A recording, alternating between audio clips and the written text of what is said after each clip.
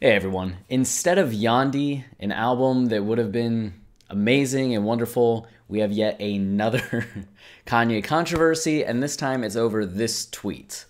Not only just the Make America Great Again hat, which he had been wearing for the last week, but him saying, "We'll provide jobs for all who are free from prisons as we abolish the 13th Amendment."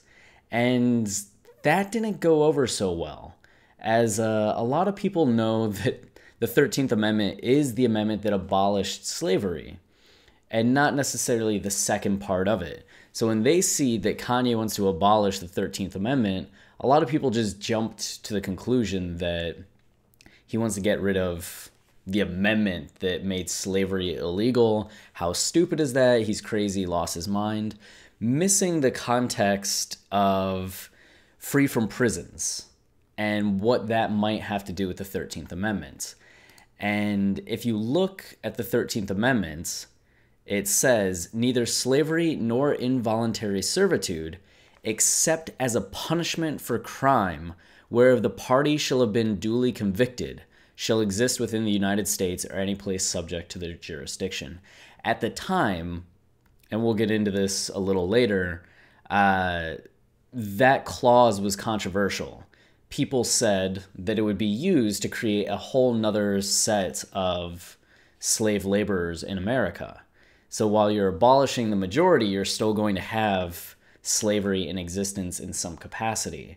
And that's exactly what happened, to the point now where prison slave labor is a huge, huge thing, especially as for-profit private prisons have become more and more the norm, which is egregious on its own, not getting into the slave labor aspects of it. So a lot of people missed out on what Kanye was saying, and a lot of people have said that the slavery or the prison issue has come out of nowhere. The slavery issue seems to be coming out of nowhere. So I wanted to go through a brief, I guess as brief as I can make it, overview of Kanye's history of talking about modern forms of slavery and why this is just kind of in line with something that he's been talking about for a while. So we go all the way back to All Falls Down, one of his original songs. And the first verse of the song sets up this idea of consumerism and being obsessed with consumerism. She be dealing with some issues that you can't believe. Single black female addicted to retail. The second verse gets in again to this consumerist culture and how America sets you up to be obsessed with consumerism. And you try to make yourself look better or feel better through the things that you purchase. We shine because they hate us, floss because they degrade us. We try to buy back our 40 acres, which is a slavery reference. And for that paper, look how low we'll stoop, doing anything for the money because, you're a slave to trying to look better, seem better. It's just a whole twist on slavery, going from the physical to the mental, the economical. And he has this great line: even if you in a Benz, you still in a coupe. Being a play on coupe, and that the fact that the car is a two-door, but also kind of like a chicken coop, something that you enclose somebody in. So the car isn't this thing that frees you. It's something that makes you as caged as any time before. And the third verse gets into that as well. But that's it for All Falls Down. And the reference in All Falls Down is Selena Johnson interpolating Lauryn Hill. Yeah. And the Lauryn Hill song that's interpolated is one that gets at the ills of modern society, and looking at modern American culture and how kind of fucked up it is from these different perspectives. So Kanye plays off that energy and talks about something that he cared very much about, which is consumerism. Now we jump ahead to New Slaves. And a lot of people think that this song is just Kanye being upset about fashion, right? Which is how the song starts. Doing clothes, you would have thought I had help, but they wasn't satisfied unless I picked the cotton myself, which seems to be lobbying this kind of racist, anti-black sentiment to the fashion community. But he also brings it back to topics that we saw him talk about on All Falls Down. You know, he talks about broke racism and don't touch anything in the store. Rich racism, come in and please buy more. It comes back again to consumerism. Bentley, fur coat, diamond chain, all you blacks want all the same things. Spending everything on Alexander Wang, new slaves. So again, consumerism and looking good, presenting yourself in a certain way is a new form of slavery. And then we get into some of the details of that, where he starts attacking corporations and saying that corporations try to control these celebrities, especially black celebrities, by giving them things. The same way that black people try to buy things to make themselves feel better, these corporations control the celebrities by throwing in Maybach keys. They know that the black person might not read the contract, but if you offer them the car, you can take advantage of them because the car is all that they need to see. And he says, fuck that. He's going to throw the Maybach keys. He knows that we're the new slaves. And then he extends that to actual modern slavery with, meanwhile, the DEA, Drug Enforcement Agency, thank you, genius, teamed up with the CCA, which is one of the private prisons. Yep. CCA and other for-profit prison companies. They trying to lock people up. They trying to make new slaves.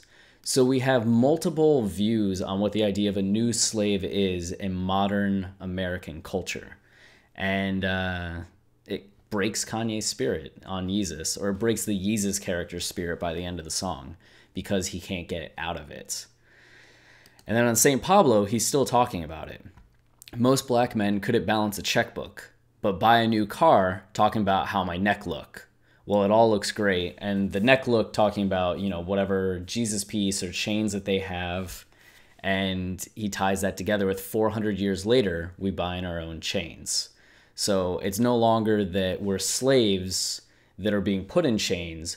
We're now these mental consumeristic slaves where we buy our own chains because we're obsessed with that consumeristic approach. So all that. And between St. Pablo and his next album, Yay, Kids See Ghosts, we had Kanye appear at TMZ. And the infamous lines, when you hear about slavery for 400 years, that sounds like a choice. You was there for 400 years, and it's all of y'all. It's like we're mentally in prison. I like the word prison because slavery goes too direct to the idea of blacks. Slavery is to the blacks as the Holocaust is to Jews.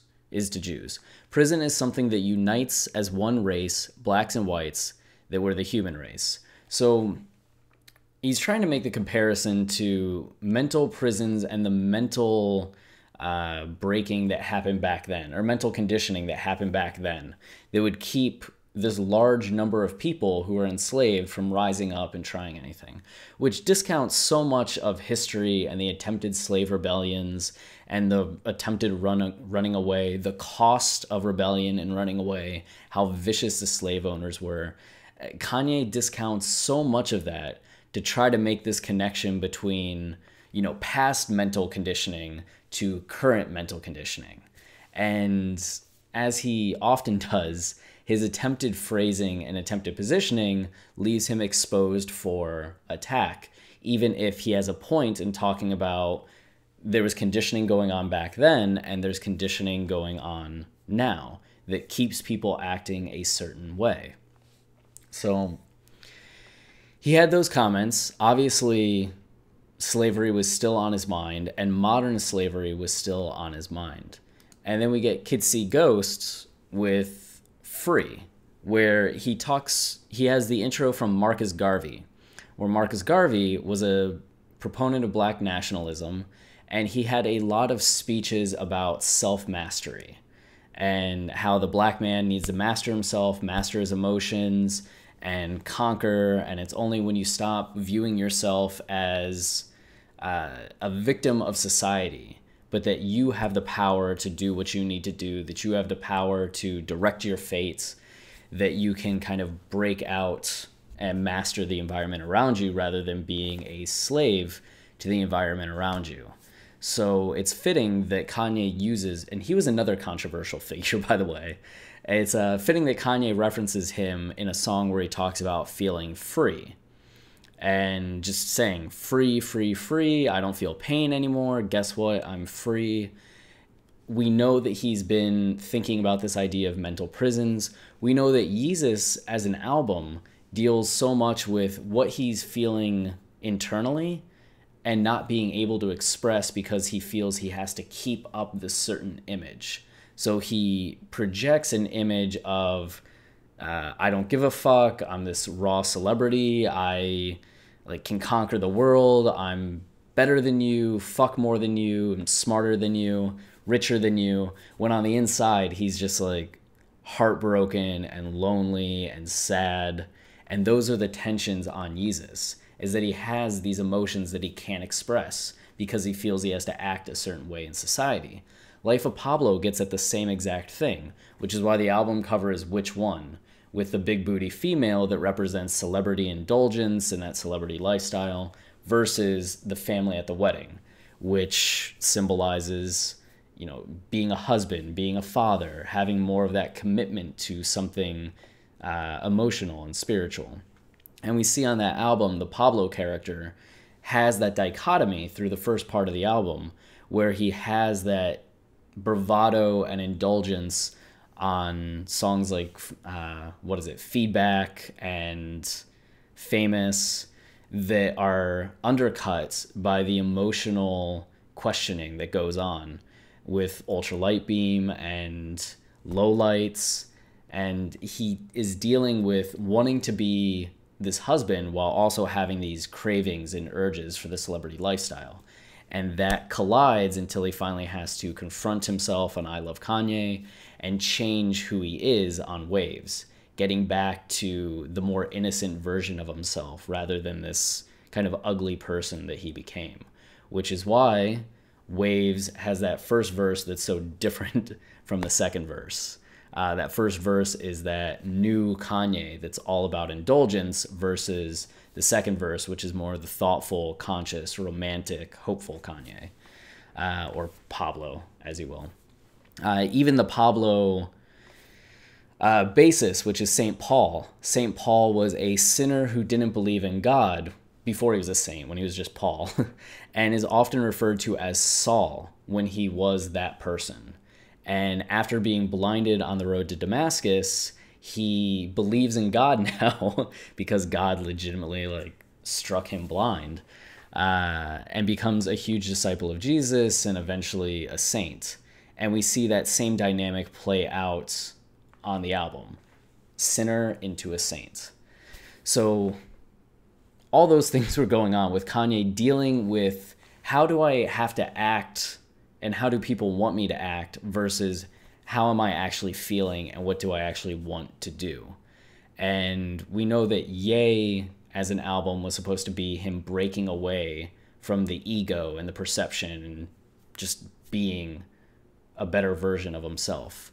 So the fact that Free is one of the songs on Kids See Ghosts and is him getting free from this mental prison that he had been in and had been talking about on the previous albums leading up to this, that's a lot of context.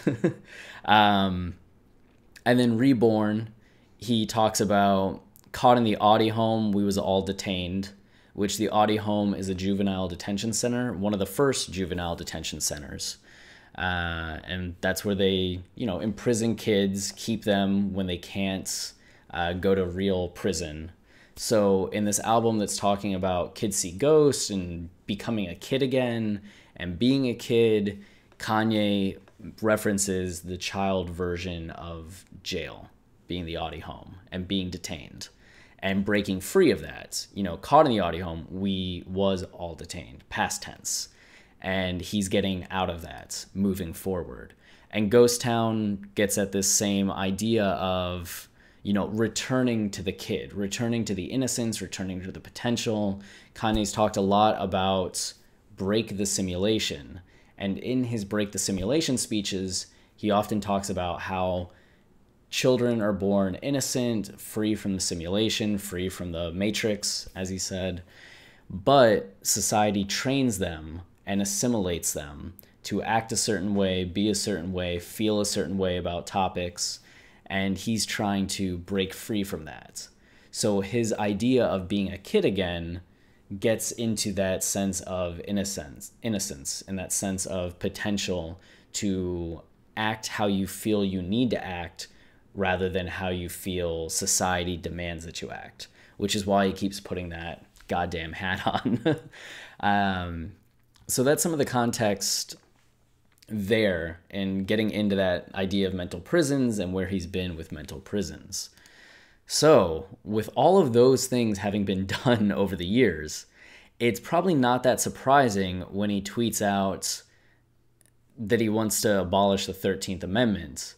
I mean, it's surprising if you view it from he wants to get rid of the amendment that got rid of slavery, but knowing the context about how it created prison slave labor and him being so against modern forms of slavery, whether mental, economical, or legitimately physically slavery, that all kind of tracks and makes sense. This isn't some weird new thing that Kanye's getting into that we haven't heard him discuss before.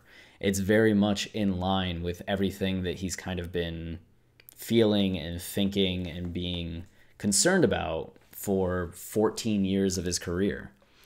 And even this article on the Washington Post, Kanye West's baffling 13th Amendment Twitter outburst, maybe not so baffling after all. And a lot of the article gets into the history of the 13th Amendment, the problems with it historically, even like with it making it into the Constitution, and what the results of that have been, which aren't good. It's been abused. It's, believe it or not, our politicians have fucked us over. Shocking. So this article is a really good one if you want some context on the 13th Amendment and the prison industrial complex.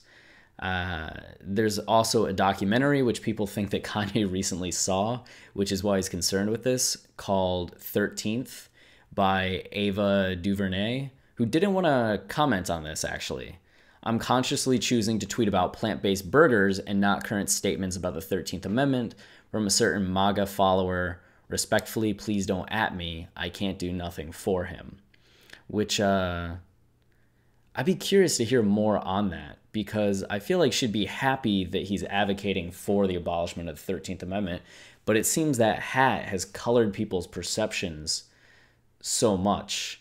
And Kanye even said, I keep using the word abolish, but in the aftermath of the firestorm that caused, he even said that he should have used the word amend, that was the right word. Abolish wasn't the right word. He went on TMZ just today and talked with Harvey about it. I tried finding the full video and couldn't, so there's just this 3-minute and 45-second clip. And I think if you watch this, his tweet makes way more sense. And if he had just said this in the first place, I don't think we would be having such a negative conversation about what he said. Because as with a lot of things that Kanye says, the rough draft version or the first draft version is not good. He chooses the wrong words, he frames it the wrong way, there's not enough context, and it's easy to look at it in the worst way possible, and that gets magnified, ramified, orders of magnitude increased by the media and how they create headlines. Like Kanye saying slavery sounds like a choice, or 400 years, that sounds like a choice. Media started just saying that slavery was a choice, that's what Kanye said, when he never said that. I'm all for criticisms of Kanye saying dumb shit, but if you're going to quote him, at least accurately quote him. So one of the things in this video that he brought up, which I thought was a really good point, is a text message from GLC. And he said, I'm going to read you something that my friend GLC from Chicago wrote, because he puts a lot of energy understanding historical facts. In 1865, the 13th Amendment stated that no man is destined to slavery or involuntary servitude unless convicted of a crime. This translates to, in order to make a freedman a slave, all you have to do is convict them of a crime. When asked if prison is being used as a pretext to bring involuntary servitude back, West clarified by giving examples. There's people getting paid 8 cents a week working for companies that are privately owned. A lot of them are first-time offenders. A lot of them are nonviolent crimes. And then also, we're not dealing with mental health and therapy, because I'm going to say that I stand on a majority of people. Yeah, it's not a good public speaker. And therapy, because I'm going to say that I stand on the majority of people are imprisoned, are there due to a reaction to a situation that they are in. A reaction to not having understanding of how to create industry because their dad didn't have a business, so they didn't know how to make money. Not having access to currently legalized forms of industry. Also being brainwashed to feel they're taking a side, red or blue, a gang side, or this is my block, a block that they don't even own, taking a side. And then that gets promoted in the music, and then the music isn't even owned by the people saying these things. And then the next thing you know, you get all these people in jail. So Kanye is making a point about the system that's set up to arrest people, jail people, to keep this prison slave system going, as a jumble of words. But then also, as he's done in the past, looking at ways in which that concept of slavery or mental imprisonment, where people are kept below what they should be due to a systemic removal of information or access.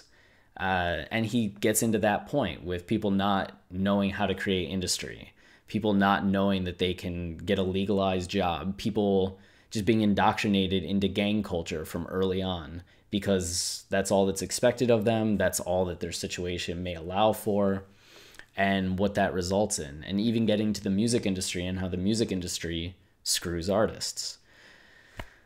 I mean, it may seem very disconnected, but I think it all connects back to this idea of mental imprisonment, mental disenfranchisement, and how that then leads to physical disenfranchisement, economical disenfranchisement. And I guess my conclusion is what I've said already. Kanye has been talking about this since the very beginning of his career and is starting to get more and more into it. There was another video of him talking with a TMZ reporter yesterday, and he said something that I think is going to infuriate people, but also makes sense maybe a bit. And that's the fact that he knows he's not educated about these things, that he's going to put thoughts out there that get conversations rolling. And as those conversations happen, he's going to get information and learn, as we all are, and become better at talking about it. And he said something along those lines like, you know, I'm not going to talk about it right now. I'm going to go back and do some research, read more, learn more, and then talk about it. But I just wanted to get the conversation going. And I do think there's an argument for that being irresponsible, that if you're going to start a conversation, you maybe should have an informed point of view on it in order to not confuse people, in order to not cause chaos. But I think if your perspective is that, you know, chaos sharpens people, from chaos comes order, then Kanye could justify it a little bit more. I'm not saying that that's right or wrong, but that he could have a perspective that allows for his lack of information going in being part of a productive conversation going forward. I don't think that's necessarily the best way, but I think it's something like with most things where there's pros and cons, and Kanye has decided that the pros outweigh the negatives, where I think a lot of us feel the negatives outweigh the positives and would prefer the other method. But we are having conversations that we wouldn't otherwise have had. So, I don't know. Maybe he's onto something. I'd like a balance of both, please. But if you have questions, other thoughts, share them below. If you have other videos you want me to make, I'll make those. I think tomorrow I'm going to make something about Yandhi relating to Kim's tweets and perhaps what the emojis there mean. But if you want something else, comment and we'll get to that. Thank you very much for checking this out. And, if you want to help out the channel, we have shirts available on watchingthethrone.com, a runaway shirt and a Hold My Liquor shirt. And we're currently talking with artists about making a Yay shirt. And the good old Yeezus book, still available, and has a full analysis and deconstruction of Yeezus and doubles as a kind of collector's art book that's filled with a lot of original art and will change how you view the album forever. So thanks for watching, and oh no, come back tomorrow. See ya.